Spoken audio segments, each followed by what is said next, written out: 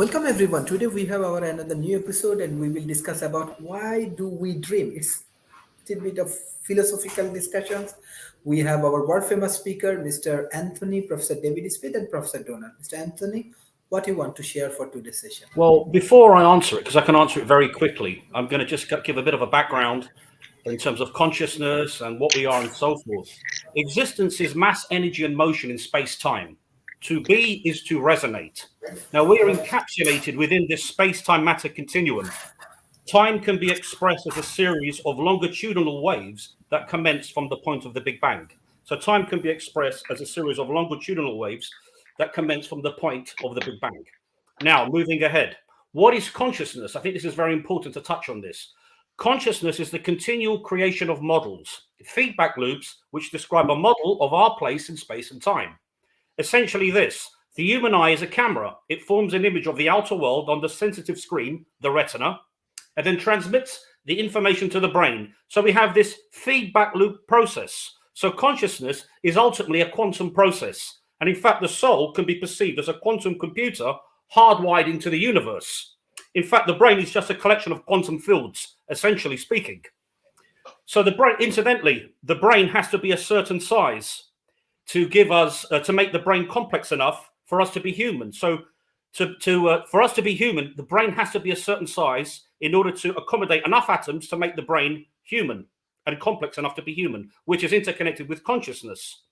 And in fact, the brain is so complex, it's made up of hundreds of different structures that regulate different things. It's like 600-700 computers working together symbiotically.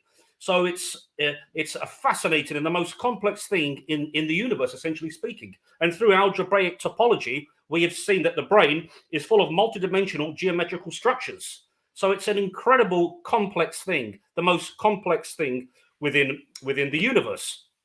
Now, during sleep, our brain creates space and time, delta waves.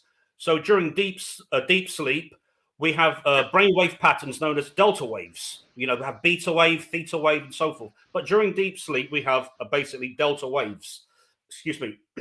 So during sleep, the brain creates space and time.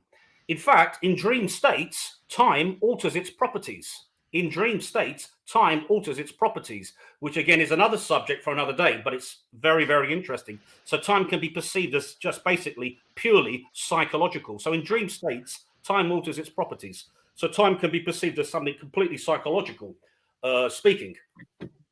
So going now to the question, why do we dream? Well, we dream so that the brain can reorganize itself. The brain is so complex. It's made up of hundreds of different, in quotes, hundreds of different structures that regulate different things. The thalamus, a thalamic impulse, regulating fear, and the cerebral cortex and the neural cortex and the hippocampus, regulating memory, and the limbic system and so forth. So it's so complex that the brain needs its rest and needs to reorganize itself. And this happens during sleep, during deep sleep, during these delta wave brainwave patterns. So it's there to essentially help us reorganize our brain. That's fundamentally the point here. And, excuse me, and what are dreams? Dreams are nothing other than vivid sensory motor hallucinations with a narrative structure. So dreams are nothing other than vivid sensory motor hallucinations with a narrative structure. And this is the science behind dreaming, essentially speaking.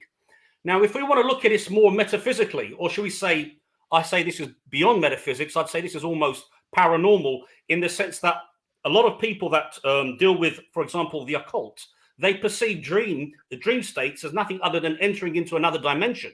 I prefer the science. I prefer my scientific explanation. But a lot of people that are engaged with occultism and sort of the supernatural and paranormal perceive dream states as actually entering into another dimension. I stick to the hard science myself, as I have explained. And this is actually very interesting. Incidentally, there was a show back in the 80s. In fact, I think it was 1980 it started. Arthur C.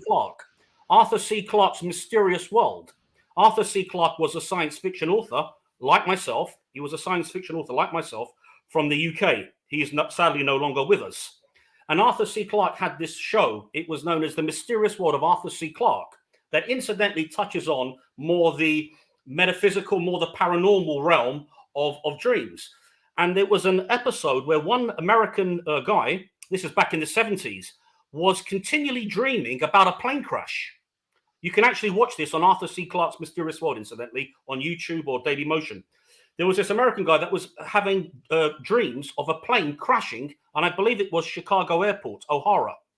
And the dream was, he would have this dream night after night. I think it was going on for 10 days plus. Every single night, it was the same dream, the same plane, and it was going at a particular angle, and it was crashing into the runway. He got so scared that he actually called officials at the airport, and of course, they were completely thrown back by what this man was saying. But he kept on insisting that he was having this dream. He described the aircraft, how it was going to crash, and so forth. Incredibly, it actually happened. Incredibly, it actually happened. This plane actually crashed. It was in, I think, the late 70s. I'm not sure exactly, but it was in the late 70s. And this episode appears on Arthur C. Clarke's Mysterious World. So it was as if this man somehow had visions of the future that were projected through a dream state, which is absolutely phenomenal. So, as I've mentioned, the scientific dimension, that dreams are nothing other than vivid sensory motor hallucinations with a narrative structure and so forth. It's the way that the brain reorganizes itself because of the complexity of the organ itself. But within this particular episode, as I said, from a metaphysical standpoint, this gentleman, an American gentleman, kept on having these dreams. And it was as if he could actually see into the future via his dreams. And as I said, he was having this dream about this plane crash. And in the end, it actually took place. I recommend that you watch this. It's Arthur C. Clarke's Mysterious World. As I said, Arthur C. Clarke was a very big scientist, intellectual from the UK, and a science fiction writer like myself. But this episode was fascinating. It was an absolutely fascinating episode. So there is possibly a metaphysical connection with dreams. And as I said, this whole episode makes us perceive it as, well, how could this man have seen into the future? And it was projected through his dream. So I just thought I'd mention that. Okay. Thank you, Professor David Smith. Well, Sharif, thank you. Normally I talk about technology, so today's a really fun show to go the other ways around for me. Because I love what Tony said about this too, and I'm going to take a slightly different tack. Because if I think about dreams, and they're really one of the most fascinating things that perplexes people, particularly those of us who can remember dreams, those of us who cannot do that. But where I saw it was that Sigmund Freud really helped draw attention to the potential importance of dreams in the late 19th century. And just doing a quick look through Google,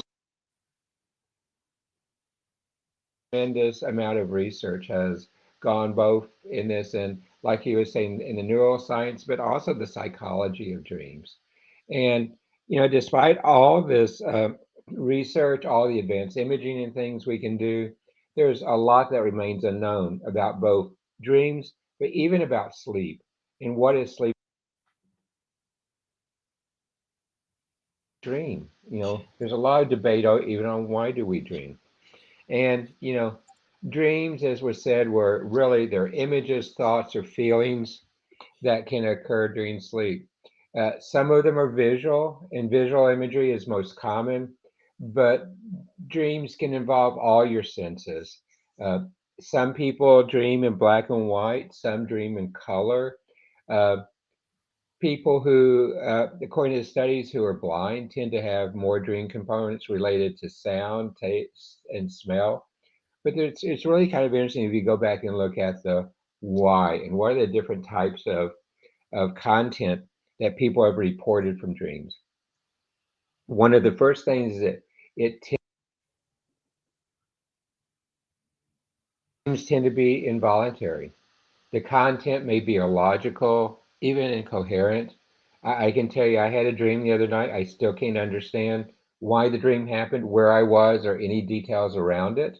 The content may include other people who interact with the dream or another one, or even people you don't know, like was talked about the airport one. Some dreams tend to evoke strong emotions.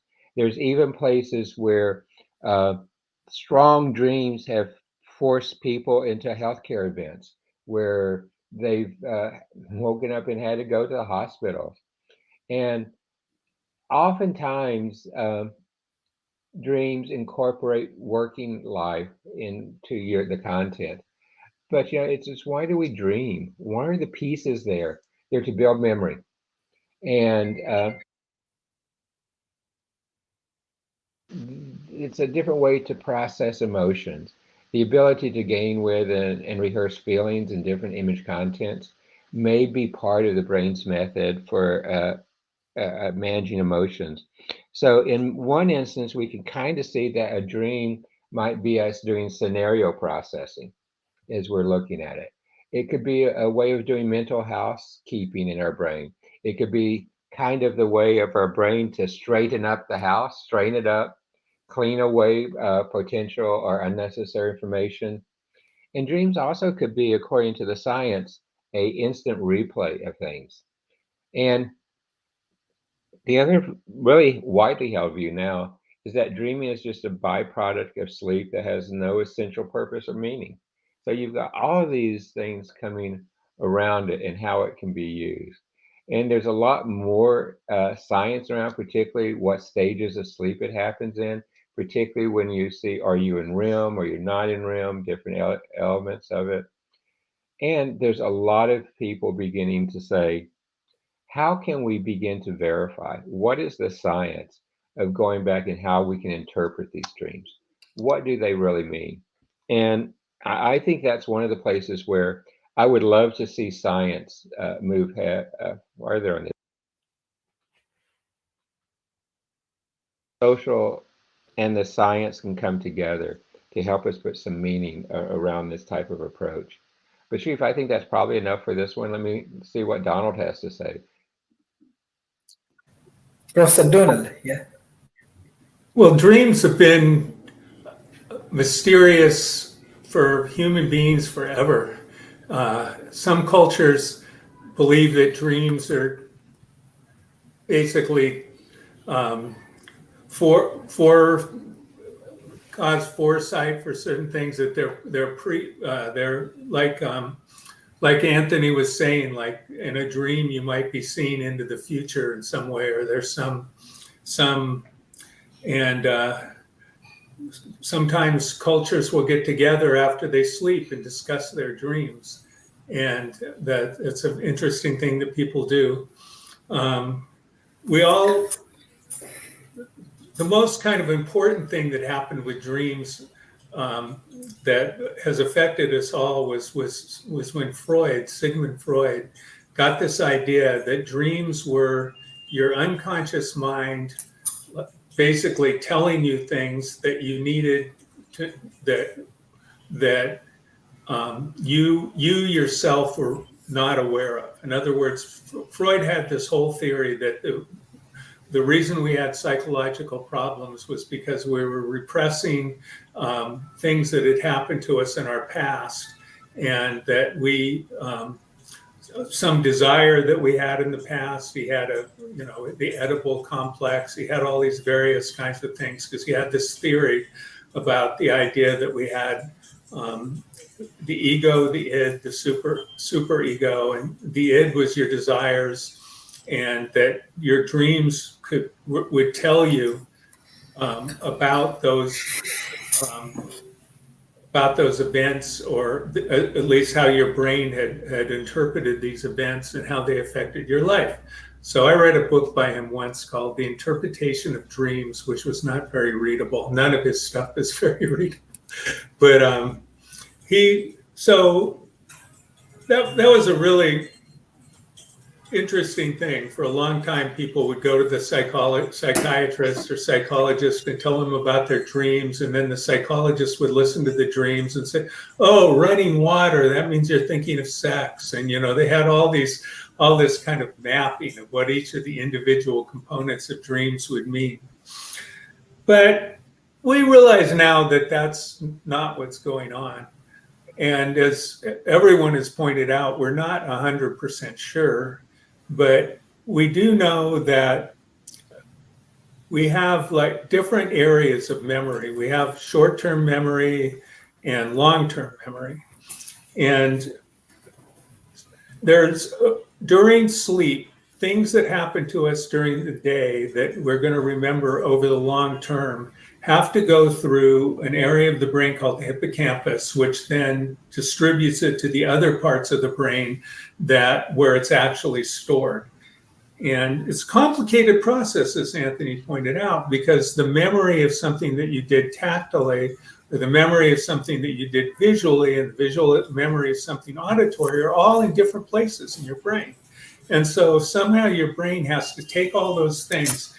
And interestingly enough, when David was talking about the narrative aspect of it, is the way the hippocampus works is it really does create narratives of all of our experience to store those narratives into long-term memory. So we basically wind up, that's why stories are so incredibly powerful, why propaganda works so incredibly well, is that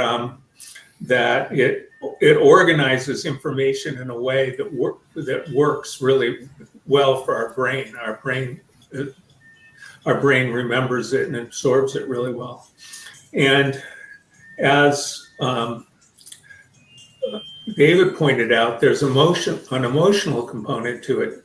And there's another part to our memory, which is called the amygdala. And that stores highly emotional memories, but they have to be all hooked together to get remembered in the long term. So there's so the hippocampus and the amygdala work together to store these things. So one of the things that we think dreams are is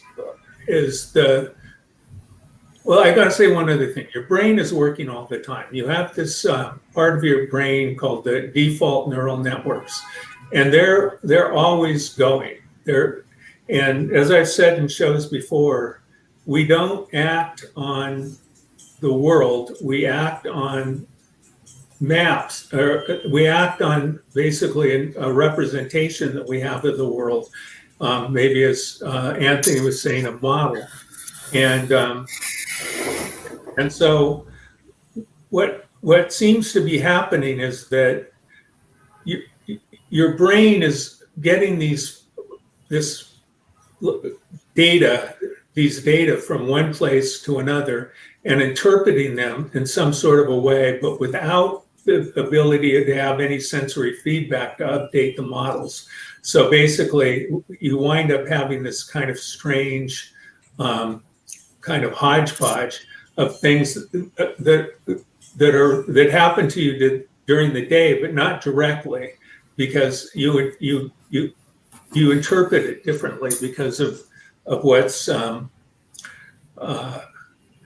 because you don't have the sensory feedback to sort it out and make it something reasonable. And you dream in different places, in different stages of sleep. So REM sleep is very important for processing emotional memories, and then deep sleep processes other kinds of memories. So in the different types of areas of sleep, you dream, but the dreams seem to be different about what they're doing. And if you don't dream, if you go crazy. I mean, you can't not dream. So sleep is so incredibly important to us. I read a great book called Why We Sleep. And he started it out saying, as he said, I think a better question is, why are we ever awake? Because sleep is so incredibly important to us. And so dreams are part of more than one process. We don't know all of them that they are, but an important part of them is the process of converting short-term memory or the experiences of the day into long-term memory so that you remember it over the long term. And they're fragmented and mysterious because they your brain doesn't have the ability to update the information from sensory data. It's just in your brain. And I personally don't believe in souls or metaphysical things of any sort, like of any supernatural things like that at all. And I don't think that looking at the quantum fields and things like that really has anything to do with consciousness. So I have a different view than Anthony on that. Okay. Thank you. Mr. Anthony. Yes, well, I mean, again, when you talk about the brain, as I said, for me, it's the most complex thing in the universe, a temporal spatial construct. The complexity of the brain is so deep, and as I said, it's hundreds of different structures that regulate different things. You know, the hippocampus, which is with the limbic system, which regulates memory and so forth. Incidentally, through artificial intelligence, we'll eventually have gadgets placed within the hippocampus, within the limbic system, that will bring back forgotten memories and so forth. This is through artificial intelligence and robotics and so forth. But that's another subject for another day. But as I said, the complexity of the mind is such that it's very difficult to pinpoint and say we dream for this specific reason. I've given you one of my reasons, is that because the brain is so complex, it's constantly working away symbiotically. It's like 600, in quotes, computers working together symbiotically, regulating different things within the human body, within our body, which is a closed system. It's a closed system, the human body. So to actually pinpoint it and say it's exactly this is, like Donald said, is very, very difficult. But one of the ways to look at it is that through dream states, and when we are dreaming in deep, deep sleep, we're producing delta wave brain wave patterns, delta wave brain wave patterns. As you know, we have a beta wave, alpha wave, and so forth. But during deep sleep, the brain actually generates delta waves. And so the complexity of the brain is such that it's so very difficult to pinpoint and say, well, this is the reason why we dream. This is the reason why we dream. As I've said, I've given you a scientific reason, is that the brain is there to reorganize itself during dream states because of the complexity of the organ itself, the most complex thing in the universe. And that basically dreams are vivid sensory motor hallucinations with a narrative structure, as I had mentioned. So this is the science behind it. But to give it an absolute, say this is what it is very difficult because of the nature of the brain. As I said, consciousness is ultimately a quantum process, and the soul can be perceived as a quantum computer hardwired into the universe. So the brain is just a collection of quantum fields, because everything is made up of quantum fields, subatomic particles, strings of light that oscillate. So that everything is made up of quantum fields. So the brain essentially consisted of nothing but these quantum fields. So the complexity of the mind is such, or the brain is such, that you actually have to go into quantum mechanics to really understand the brain and the mind in a much complex way. But in terms of dreams, I mean, as Donald was saying, we need to dream. And it's the way that the brain functions in order to reorganize itself, to liberate itself from stress, and to reorganize itself essentially. But it goes deeper than that, as I'm saying. It goes much deeper than that because of the nature of what we're talking about. As far as I'm concerned, I mean, as you know from my shows, I talk about the theistic evolution and the point genesis of the universe, very deep things. I think the human brain, to describe the human brain, is as complex as that, in the sense that it's a mystery. It's a universe in its own, in a sense. So it's very difficult to pinpoint and say this is essentially why we dream and so forth. I've given you some scientific perspectives, that it's there to reorganize itself, and that dreams are nothing other than vivid sensory motor hallucinations with a narrative structure and so forth. Then, of course, I've given you the metaphysical side, the paranormal, and I agree with Donald. I don't believe in that at all. This was just an interesting point to mention, that a lot of people that are into the supernatural and occultism will describe it as another dimension. Obviously, I stick to the hard science. I'll stick to the hard science side. Having said that, please check out Arthur C. Clarke's Mysterious World, because Arthur C. Clarke was, as I mentioned, was a brilliant science fiction author, like myself. And he was from England. He's no longer with us, but he did some very interesting shows, and he went from hard science into the paranormal. So just out of pleasure, I would recommend that you check it out. Arthur C. Clarke's Mysterious World. It was televised in the UK during the early 80s, 80, 81, that sort of time. But as I said, I mean, the complexity of the mind is something that just is Scientists are just blown away. I mean, through algebraic topology, we now know that the brain is full of multidimensional geometrical structures. So the complexity of the mind, and through algebraic topology, we're able to study neurons in a much deeper way, in a much deeper way than ever before. A new mathematics, algebraic topology. So the mystery of the mind is such that it's captivating science in a tremendous way. And for us to truly understand the mechanisms of the mind, the mechanisms of the soul, again, I will say we'd ultimately have to connect that to theology, but I'm not going to go into that today. So it's an incredible thing. Incidentally, a human being, in a sense, is a triune being: body, soul, and spirit. The spirit is the essence of who we are. The soul is our mind, will, and emotions, a nexus of electromagnetic forces, and the body is the carnal dimension, the carnal side of things. So, in a sense, a tripartite, 3 in 1. But going back to the brain, as I said, it's an incredible, complicated organ. As I said, the brain, incidentally, has to be a certain size in order for us to be human. Size does matter when it comes to that.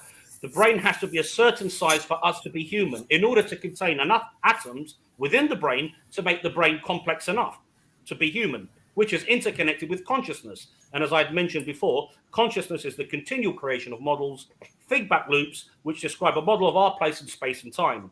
The eye is a camera, forms an image of the outer world on the retina, transmits it to the brain, and we have this feedback loop process. So consciousness is ultimately a quantum process.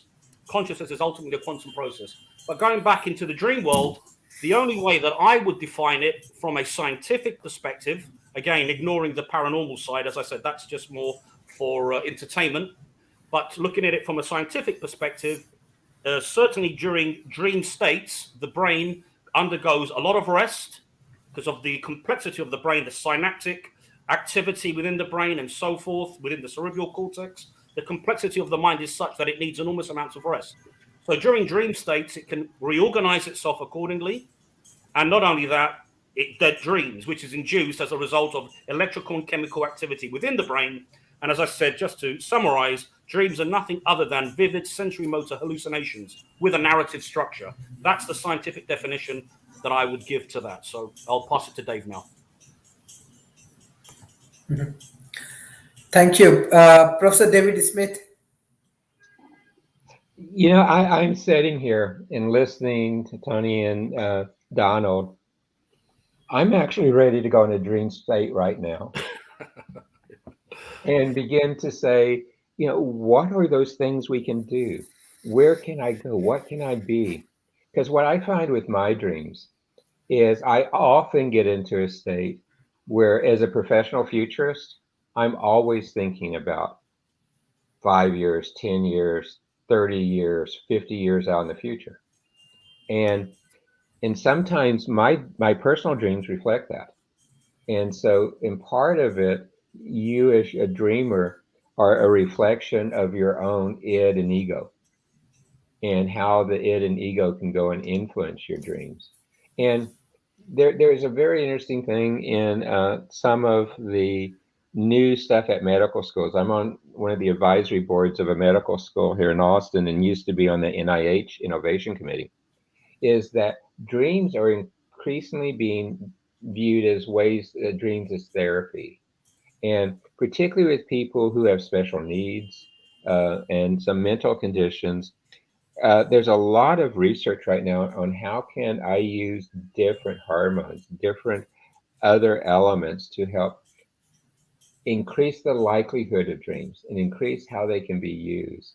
And a lot of the research on this is the brain is operating much more at an emotional level in a dream when you're awake. I mean, when you're asleep versus awake.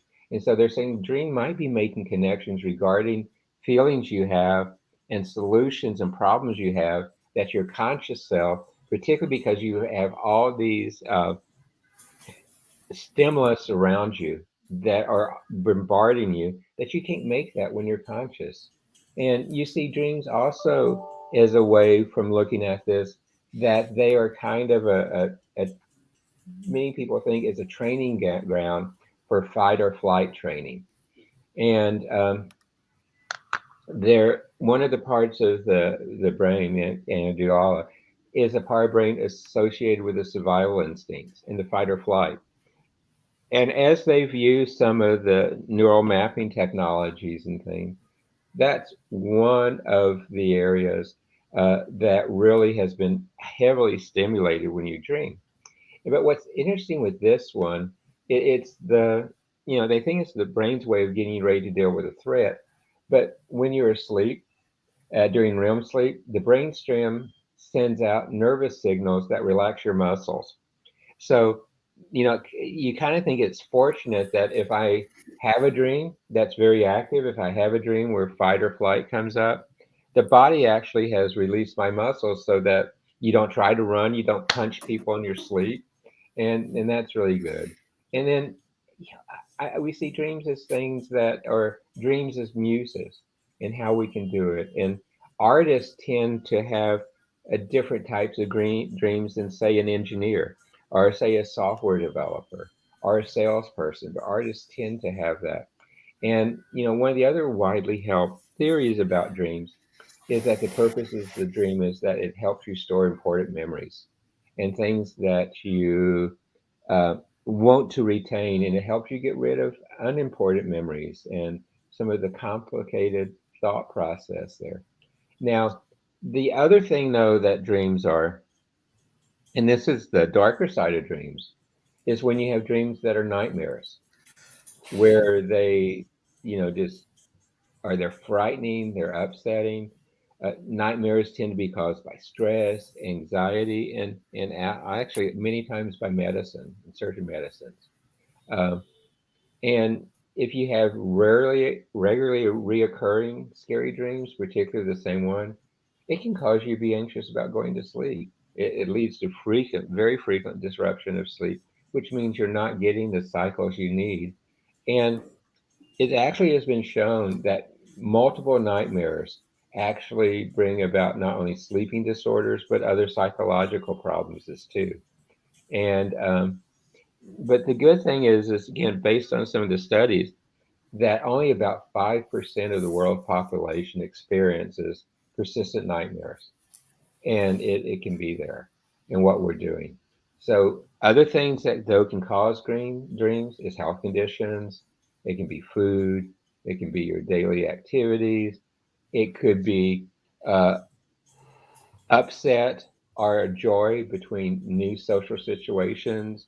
Uh, when couples first start dating, and in the early stages of that, they tend to dream more. Uh, it's also been shown that couples going through a breakup tend to dream more than they do in the middle period. So you can see all these psychological type of issues and things that can go and influence our dream structure and influence how we use it.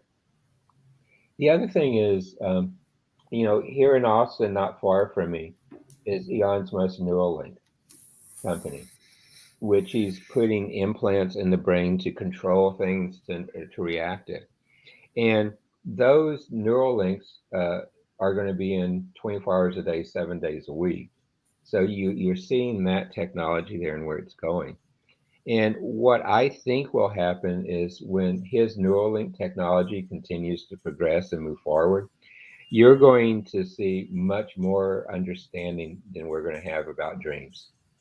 And there's other companies doing the same type of Neuralink things where they are connected in the brain, and a natural evolution of that is while we're asleep to continue to have that neural link and that ability.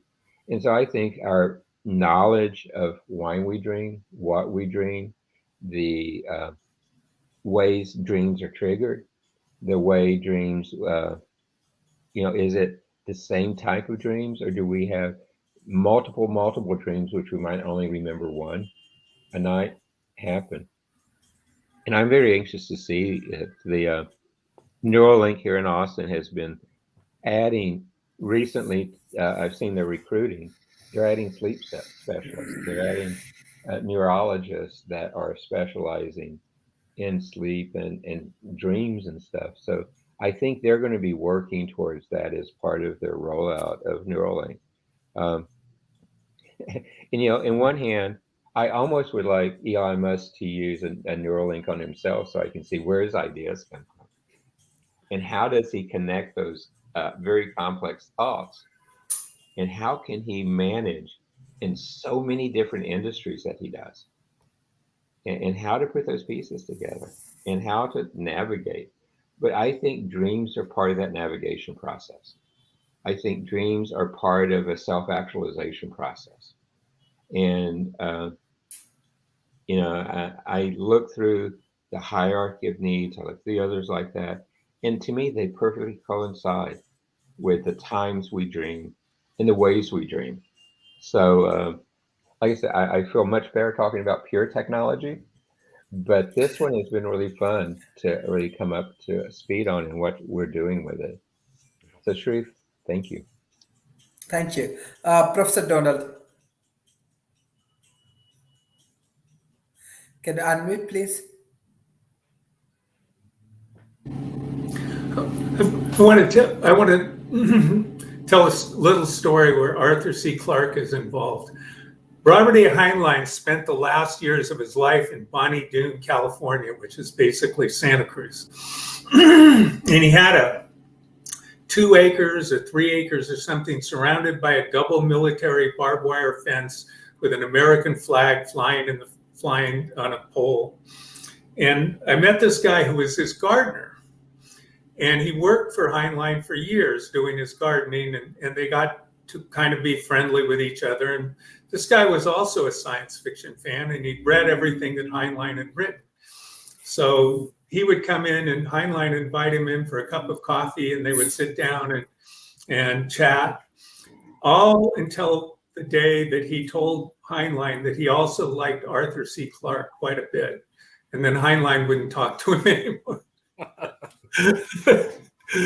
Science fiction people, fiction readers will find that story quite amusing.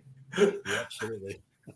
So anyway, it's interesting that David went to the ego and the id and some of the things about dreams, and it seems to me that it's very reasonable, because really there's a lot to be said for just finding things that spark questions for you or spark discussion for you.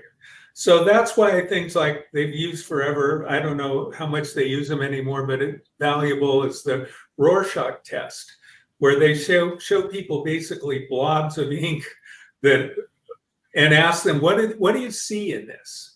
And, it's I see a son chopping up his mother with a chainsaw.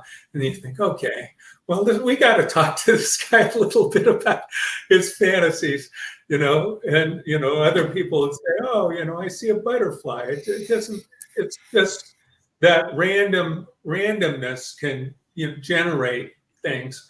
And our dreams are this wonderful mishmash of stuff. And I agree with Anthony completely. I think it's, when I was talking about how it's a way to, one of its purposes that we know fairly well, and fairly well how it works, is taking the short-term memory and putting it into the long-term memory. We understand that quite a bit. But that's not the only thing dreams are doing. And I think that what Anthony was saying about it reorganizing the brain at night and rewiring the brain is a better description, because it encompasses everything. And I also agree with Anthony about it being the most complicated thing, but I want to put, it's the most complicated in the known universe. It's the most complicated thing we know about, but it may not be even close to the most complicated thing in the universe. We don't know. It's a big universe. But, so anyway, I would say that whatever the neural mechanisms of dreams are, they can be. And I want to also say, we have a lot of dreams that we don't remember. And so Elon Musk's Neuralink is really basically hardwired in electroencephalogram into your brain. So the same things that Elon Musk's technology is already done, but you have to put wires on the person's head and you tape these wires on their head. So he's just hardwiring electroencephalogram. And so what they're doing is by looking at certain brainwave patterns, they're being able to move things, and so they're not actually hooking into the neural system itself. They're putting in sensors that look at brainwaves, and that's been done for a long time. And so that's how we know something about dreaming is that people go to sleep with those sensors on their head. I think I even had that done to me once, but regardless, there's that aspect of it, the technological aspect of it. But going back to what I was just saying about them being they can be a source of inspiration. And if you have a dream and you ask yourself the question, well, what did that dream mean to me? What does that dream teach me? Whether or not the dream is some sort of a random thing that's just an artifact of your brain reorganizing itself, it doesn't really matter, because if you feel the dream is teaching you something and you feel the dream is valuable to you, it's going to be valuable for the same reason that I was just saying about Rorschach tests. The meaning that you find in it is valuable to you. You develop new meanings and new perspective. You can develop new meanings and new perspectives. So besides the mechanical aspect of dreams, there's also I think the most important psychological aspect of it is that it's a valuable way for you to like look at things differently and ask questions about yourself and the world around you, and use those and incorporate them into yourself to be a better person.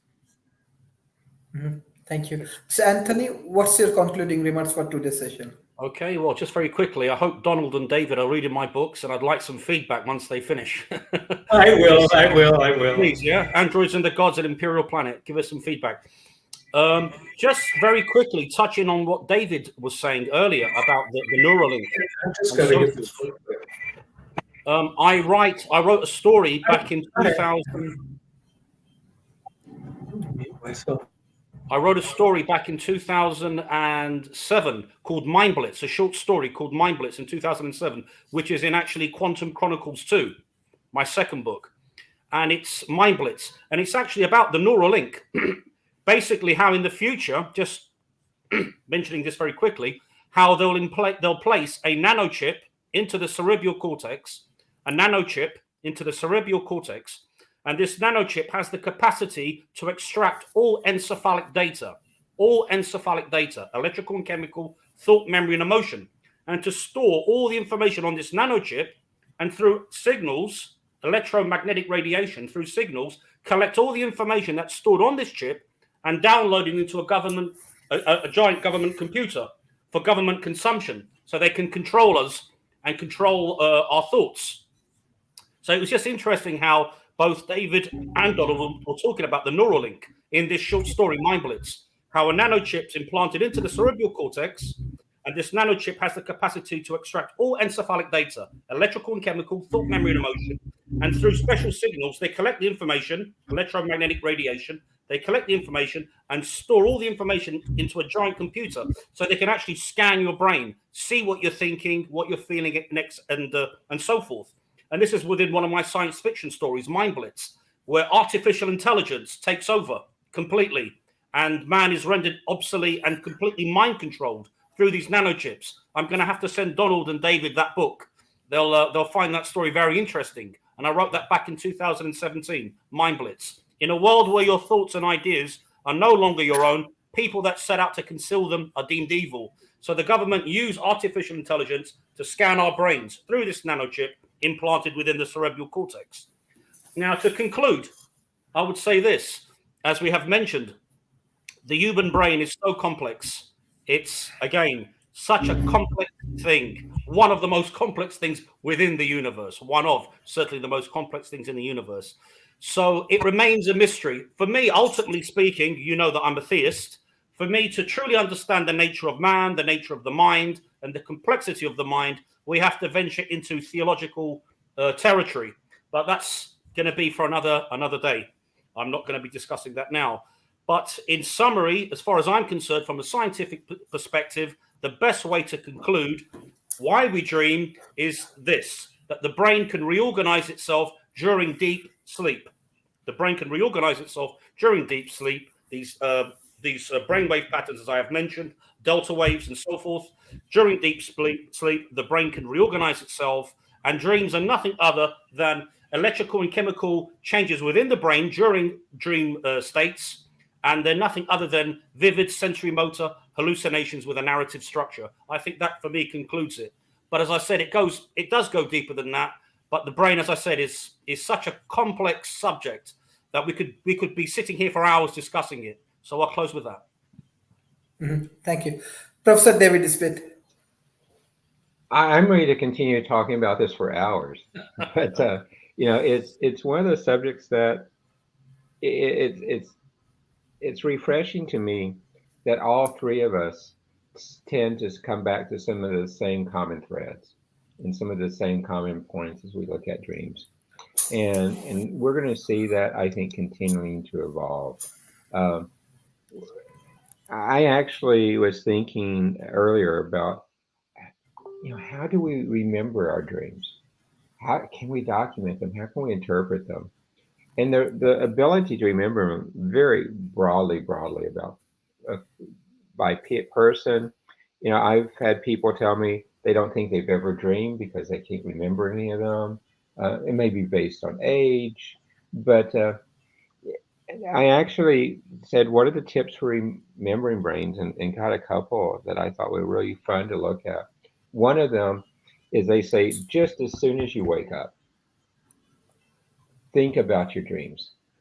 That dreams can be forgotten in the blink of an eye, particularly when you have the external stimulus. Is do it the first thing when you wake up. And there's actually saying you should, when you wake up, if you want to remember dreams, don't even open your eyes yet until you think about them. And don't even say good morning to your bed partner or other things. Just keep your eyes closed and replay your dreams. Also, to have a journal or an app or a recorder track to keep track of your dreams and do it. And one of the other points is try to wake up peacefully in the morning.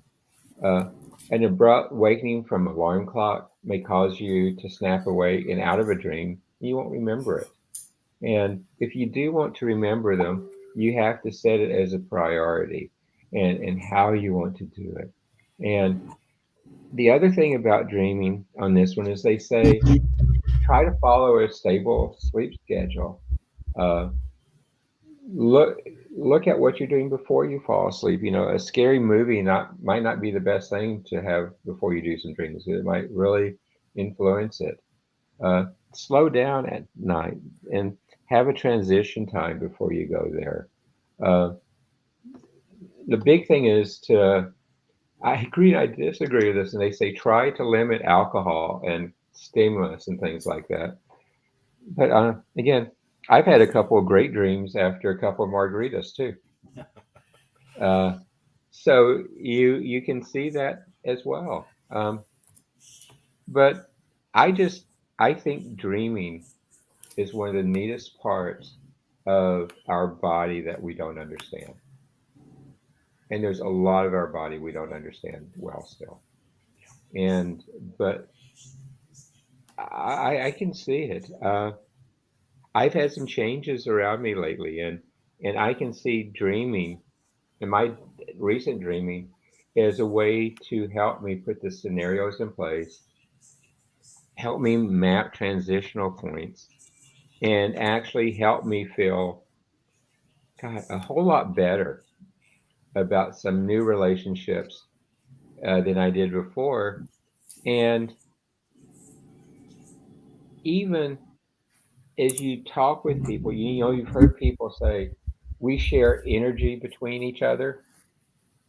Again, if I go back on some of the scientific research on dreams, people who have a high energy exchange, who have their infosphere really closely connected, the bioinfosphere, they tend to have similar dreams. So is it truly all of your internal chemistry, or is it part of the electronic infosphere that each of us have? I mean, I can measure each of our infospheres and actually begin to take data out of it. Is that part of dreaming too? I personally think it is. But you know, this is just a topic that has been a lot of fun. And Sharif, thank you again. Thank you, Professor Donald. What's your concluding remarks? Fascinating, fascinating perspectives, I must say. I had a dream a couple nights ago that was kind of upsetting, but that doesn't happen very often. There's a wonderful comic series, I think it's out of France, called Dreams of a Rarebit Fiend. And Welsh rarebit is basically fried cheese. And the idea is if you eat that before bed, you have bizarre dreams. And I'm sure it's probably true because, as David pointed out, what you eat before you go to bed definitely has an effect on you. And I've also read that alcohol, actually, it's your REM sleep. So there's different kinds of dreams. You dream in different phases of sleep, and alcohol limits your REM sleep, and I also have heard that the way best to remember your dreams is what David said, is to keep a dream journal. So your dreams our dreams are complicated things something complicated that our brains are doing, or many things perhaps complicated that our brains are doing to somehow process what's been happening to us during the day in different ways.